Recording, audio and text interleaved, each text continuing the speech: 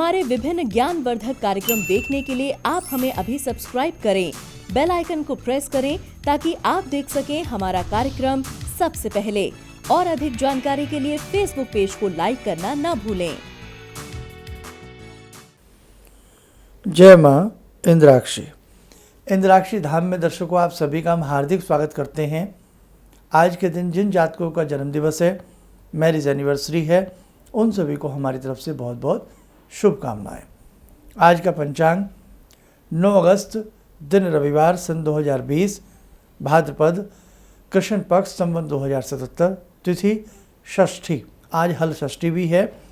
नक्षत्र रेवती, राहु काल 4:30 से 6, दिशा सूल पश्चिम दिशा।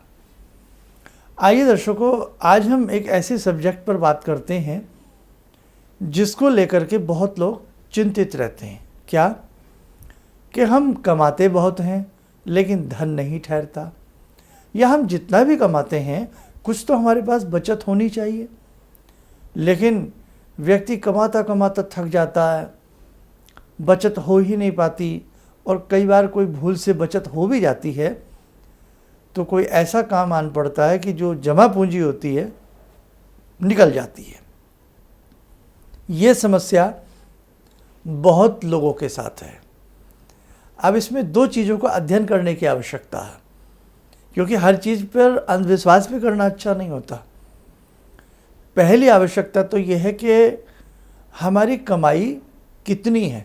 अब कई बार परिवार बड़ा है, हमारे खर्चे उस हिसाब से ज़्यादा हैं और कमाई का अनुपात कम है, तो वहाँ तो जाहिर सी बात है कि भाई आप जोड़ ही नहीं पाएंगे, क्योंकि कमाई अगर 1 रुपया है तो खर्चा 2 रुपया है। वहाँ तो जर्नल से आपको आंसर मिल रहा है। लेकिन जहाँ कमाई 2 रुपया है, खर्चा 1 रुपया है, मतलब समझो मेरा कि कमाई है, खर्चा कम है, उसके बावजूद भी धन नहीं ठहर पाता।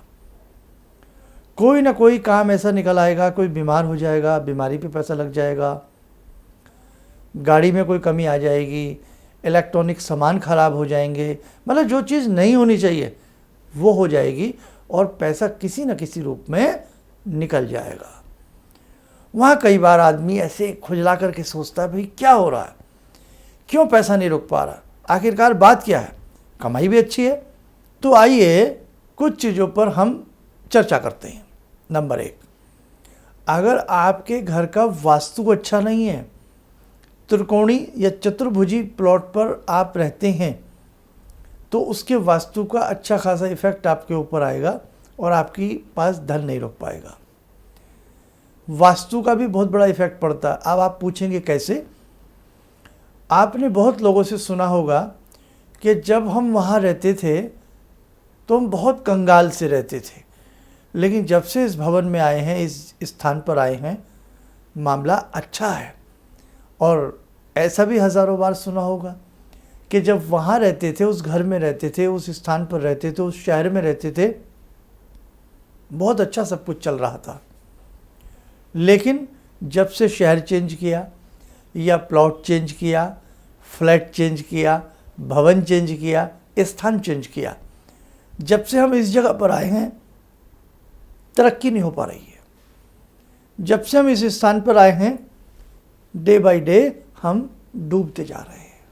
तो ये वास्तु का असर होता है कि स्थान कई बार परिवर्तन भी हमारे लिए शुभ नहीं होता।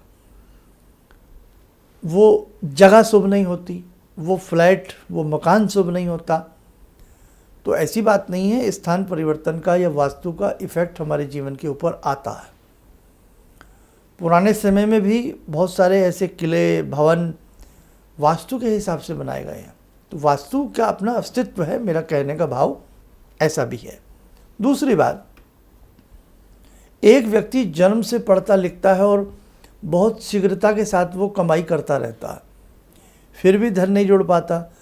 तो एक बात बताएं, आपकी जन्म पत्रिका का द्वितीय भाव, जिसे हम धन भाव भी कहते हैं, वाणी भाव भी कहते हैं, आपकी कुंडली का द्वितीय भाव निश्चित कमज़ोर है।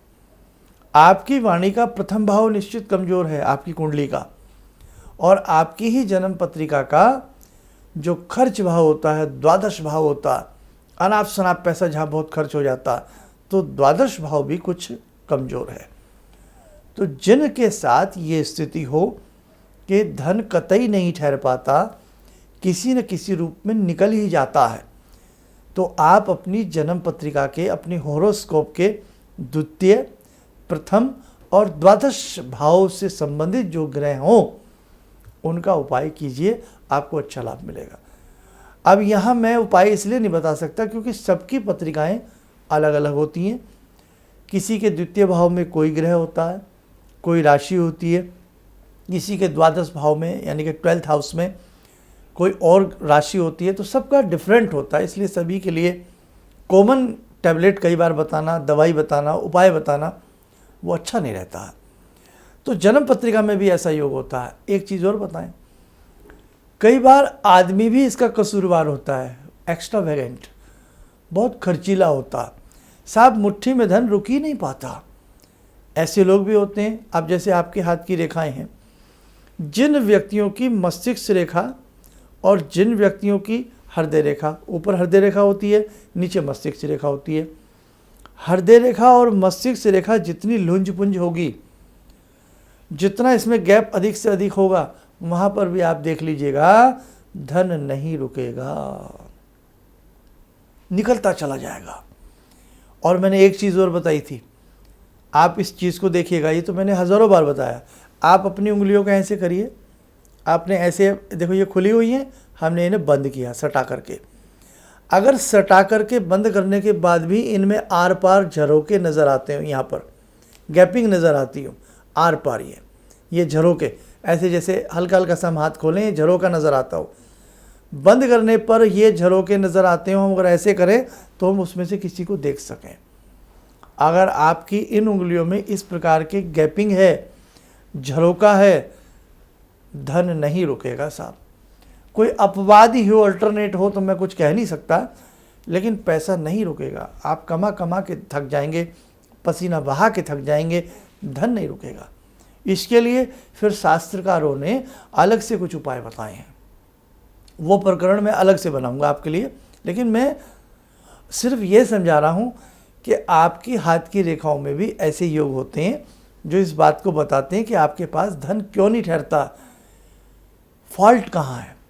ऐसे आपकी जन्म पत्रिका में, ऐसे आपका यानी कि आपके वास्तु का बहुत बड़ा रोल है आपके जीवन में, आपकी कुंडली भी और आपके हाथ की रेखाएं भी। अब जिनके पास जन्म पत्रिकाएं नहीं, वो किसी भी एस्ट्रोलॉजर को, अच्छे को, जिसको नॉलेज हो, किसी अच्छे पामिस्ट को अपना हाथ दिखाएं और जाने ऐसा क्या है। दूसरी बात, ये चंद्रमा होता है, ये गद्दी नुमा चंद्रमा होता है दोनों हाथों में। अब दोनों हाथों में अगर चंद्रमा बहुत पुष्ट है और हथेली बहुत गड्ढेदार है, गहरी हथेली है, और गहरी हथेली गड्ढेदार में जो बीच में एक सेक्टर्न लाइन होती है जिसको हम लक लाइन कहते हैं, वो नदारद है, गायब है, तो भी आप देख लेना आपको बहुत मशक्क़त करनी पड़ेगी, धन नहीं रुकेगा। और यदि लक लाइन है, टूटी हुई है, खंडित है, कमज़ोर है, तो पैसा तो आएगा, सिर्फ जीने लायक, कि हम जिंदगी जी सकें, इसके अलावा नहीं। हथेली में इतना कुछ इंसान की छिपा हुआ होता है, आपके हर सवाल का जवाब आपकी हथेली में परमात्मा ने छिपा करके रखा है, और उसका सॉल्यूशन भी बताया कि इसके लिए हम क्या कर सकते हैं। देखो, थोड़ा बहुत धन सब कमा लेते हैं, लेकिन ये धन का खजाना किसी किसी के पास ठहर पाता है, ये हकीकत बात है। पुस्तकें सब पढ़ते हैं, कॉलेज स्कूल में बहुत लोग पढ़ते हैं, लेकिन शाबाशी मिलना और आपकी डिग्री में 4 चांद लगना, ये हर आदमी के साथ नहीं होता। भाग्य भी कोई चीज़ है, ऐसा नहीं है, भाग्य है, लेकिन हर चीज़ को भाग्य के भरोसे भी हम नहीं बैठ सकते। इसीलिए ज्योतिष विद्या हमारे ऋषियों ने बनाई कि बेटा, अगर जीवन के किसी क्षेत्र में कोई समस्या महसूस हो रही है, चाहे वो तन की है, धन की है, मन की है, कहते हैं ना, कोई तन से, कोई धन से, कोई मन से, थोड़े थोड़े से सभी दुखी हैं। तो अगर कोई ऐसी समस्या है तो हमें एक बार किसी मर्मज्ञ व्यक्ति से मिल करके हल्की फुल्की राय उनसे लेकर के उपाय ज़रूर करने चाहिए। उपाय बहुत आसान होते हैं। कई बार त्रिधातु का छल्ला बताया जाता है ऐसी स्थिति में। कई बार ऐसी स्थिति में चांदी रखने के उपाय बताए जाते हैं, थोड़ी ही चांदी सही। ऐसी स्थिति में अब जैसे आपकी जन्म पत्रिका का मंगल भाव बहुत कमज़ोर हो, हथेली में भी 2 जगह मंगल होते हैं, यहाँ मंगल होते हैं, मंगल होते हैं, यहाँ अगर ये मंगल ध्वस्त हो और इस पर बहुत सारी आड़ी तिरछी रेखाएं हों, कर्जे में रहेगा ऐसा व्यक्ति। चाहे 1 रुपये का कर्जा रहे, लेकिन वो ये नहीं कह सकता साहब मुझे किसी का देना नहीं है, कमाएगा भी लेकिन कर्ज में ही रहेगा। ये स्थिति भी होती है आपकी कुंडली के अंदर, आपकी हथेली से पता लगता है। ऐसी स्थिति में ऋण मोचन मंगल स्तोत्र का पाठ किया जाता है। तो दर्शकों, छोटी छोटी सी कुछ टिप्स मैं ज़रूर देना चाहूँगा इस कार्यक्रम में, नहीं तो आप कहेंगे कि भाई कार्यक्रम देखने का फ़ायदा क्या हुआ। सबसे पहली बात, जब भी किसी को धन दें तो आप जब किसी को पैसा देते हैं सीधे हाथ से दें, और जब किसी से धन लें तो भी सीधे हाथ से लें। लक्ष्मी को सीधे हाथ से ही देना चाहिए और सीधे हाथ से ही लेना चाहिए।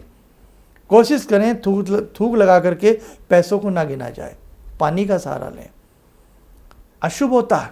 अब देखो भाई, जिस लक्ष्मी की हम पूजा करते हैं तो वो सब चीज़ें आप ध्यान रखें, और बहुत ही ज़्यादा ज़रूरी होने पर रात्रि के समय पैसा खर्च करें, ख़ास तौर से रात्रि के 10 बजे के बाद। ऐसे बहुत लोग हैं रात में पैसा नहीं देते, कहते हैं भाई सुबह आ जाना, सुबह आपको हम दे देंगे जो भी आपका है। हाँ, आप ये भी ना समझें कि व्यक्ति मर रहा है और हम सोचें कि ना हम तो खर्च नहीं करेंगे, व्यक्ति को भूख लग रही है, नहीं हम तो होटल में खाना नहीं खाएंगे, हम तो रात हो गई अब पैसे कैसे दें। नहीं, ऐसा भी नहीं है। लेकिन कुछ चीज़ें ऐसी होती हैं, जैसे कोई सामान है अगले दिन के लिए लाना है तो उसे हम अगले दिन भी ला सकते हैं। जहाँ तक संभव हो सके रात्रि में, अधिक रात्रि में पैसा ना निकालें। लक्ष्मी को शयन का समय होता है, वो उसको चलायमान रूप में न करें। घर में जो लक्ष्मी की पूजा करते हैं वो लक्ष्मी माता का बैठा स्वरूप हो, खड़ा हुआ ना हो। अब जैसे आप मेरे कार्यक्रम अगर खड़े होकर देखें, मन में आए देखें, ना देखें चले जाएं। जब आदमी बैठ करके कोई चीज़ तसल्ली से, तो ऐसे ही लक्ष्मी माता का जो चित्र है, चाहे चांदी का सिक्का हो, बैठा हुआ हो, और चाहे वो लक्ष्मी कैलेंडर पर हो, बैठी हुई हो, बैठे हुए स्वरूप का पूजन किया करें। समझे।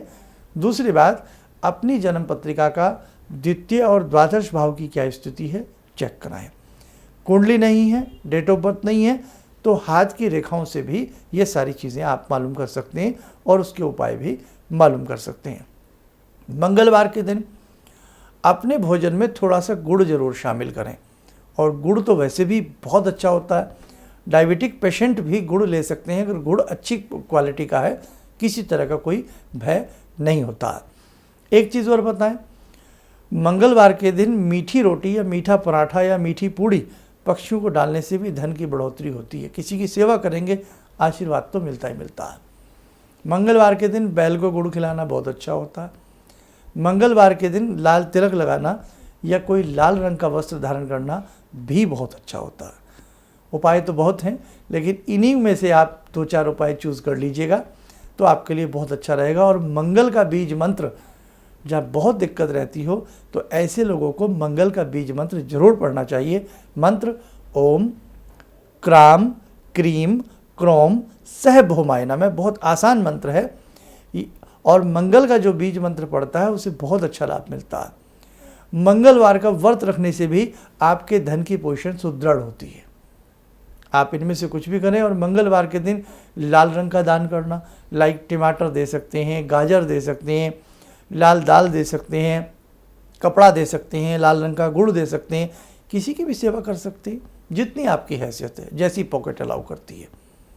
ऐसा सब करने से भी धन की मात्रा ठहरने लगेगी। और देखो भाई, ये तो जनरल बातें हैं, और अधिक गहराई के लिए किसी को अपनी अच्छे पामिस्ट को कुंडली या हाथ दिखाया जाए तो और बहुत सारी चीज़ें सामने निकल करके आती हैं और आपको लाभ ज़रूर मिलेगा।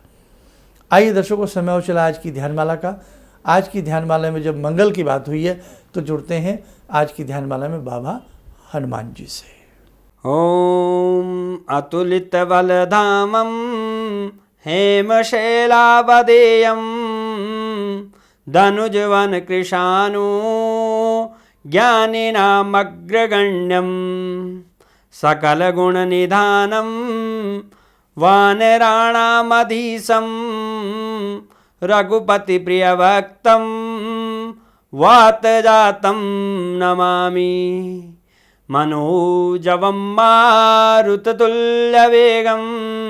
जितेन्द्रियं बुद्धिमतां वरिष्ठं वातात्मजं वानरयूथमुख्यं श्रीरामदूतं शरणं प्रपद्ये श्रीरामदूतं शरणं प्रपद्ये रामाय रामभद्राय रामचन्द्राय वेदसे श्रीरघुनाथनाथाय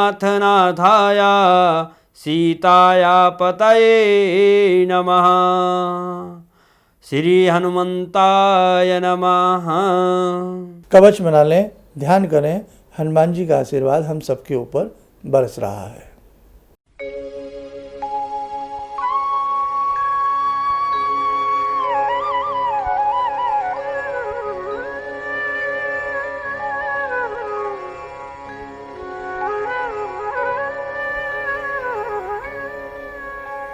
ओम बोलते हुए नेत्र खोलें, सामान्य हो जाए। देखो दर्शकों, जन्माष्टमी का आगमन है। बहुत लोगों के मन में कन्फ्यूज़न है कि जन्माष्टमी 11 तारीख को करें या 12 तारीख को करें। भगवान श्री कृष्ण का जन्म सभी को मालूम है अर्धरात्रि में हुआ, 12 बजे के आसपास। 12:05 पर लड्डू गोपाल का सारा कार्यक्रम अच्छे से किया जाता है। नहलाना धुलाना, सज सवर के पालकी में बिठाना और पालकी झुलाना बहुत अच्छा रहता है। तो जन्माष्टमी का हर बार ये कन्फ्यूज़न रहता है, नक्षत्र भी मिल जाता है, कई बार नहीं मिल जाता। तो इस बार जो जन्माष्टमी सही रूप में है वो 12 तारीख की है। 12 अगस्त की जन्माष्टमी आप लोग मनाएं, और बाकी देखो भाई आपकी अपनी इच्छा है। और जन्माष्टमी पे हमें कैसे क्या करना चाहिए ये वीडियो आपको कल मिल जाएगी, और आप उसे अच्छे से समझें, अच्छे से सुने। सिर्फ आज मुझे इतना बताना है कि जन्माष्टमी का जो पर्व है वो 12 तारीख का हम लोग मनाने जा रहे हैं। इन्हीं शब्दों के साथ हम अपनी वाणी को विराम देते हैं। जय माँ इंद्राक्षी। हम लोग आपका प्रोग्राम शुरू ही किया था, आप देखना, क्योंकि हम लोग बाहर से अभी साहिबाबाद ट्रांसफ़र हुए हैं। तो उसके बाद ऐसे ही एक दिन बैठी हुई थी, मेरी बेटी भी बैठी हुई थी।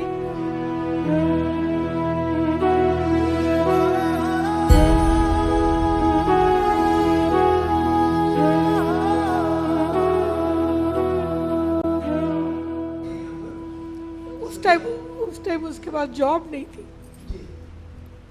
थोड़ा टाइम उसने जॉब छोड़ी। मैंने एकदम से बोला उसको कि तुम ये लगाओ फ़ोन, और पहली बार ही में ही उसका आपके साथ फ़ोन लग गया। पहली बार ही उसका फ़ोन लगा, और आपने कहा कि उसको बहुत अच्छी नौकरी मिलेगी, और थोड़े दिन बाद ही उसको बहुत अच्छी नौकरी मिल गई, और वो बहुत अच्छी नौकरी कर रही है। धन्यवाद बहुत इसके लिए। किसी भी समस्या के समाधान के लिए मिले प्रसिद्ध हस्तरेखा एवं वास्तु विशेषज्ञ प्रोफेसर धर्मेंद्र शर्मा जी से। नोट: शिविर में भाग लेने हेतु एवं व्यक्तिगत रूप से मिलने के लिए कॉल करने का समय सुबह 10 बजे से शाम 6 बजे तक। हमारे विभिन्न ज्ञानवर्धक कार्यक्रम देखने के लिए आप हमें अभी सब्सक्राइब करें, बेल आइकन को प्रेस करें ताकि आप देख सकें हमारा कार्यक्रम सबसे पहले। और अधिक जानकारी के लिए फेसबुक पेज को लाइक करना न भूलें।